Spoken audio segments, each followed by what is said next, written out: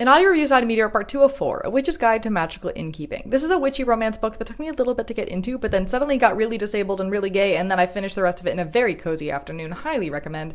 It follows Sarah, a witch who, after doing a specific spell, loses much of her magic and spends a very long time trying to figure out how to restore it while running the cozy little inn in which she lives. And along the way, she meets a wizard named Luke and his younger autistic sister Posey, who come to stay at the inn. It felt a bit unclear to me initially if Posey was written in a way that infantilized her a little too much, or if I and/or the author have forgotten what typical 9-year-old behavior tends to look like. It initially felt like the more traditional version of representation where she has her headphones and her sorting games on her tablet, she likes puzzles and coloring and has to be homeschooled and often gets herself into scrapes. But once that was balanced off of her older brother, who the narrative sets up as a sort of, I'm not autistic because I'm not like Posey, I just have sensory issues and everybody thinks I'm cold and aloof and I'm not.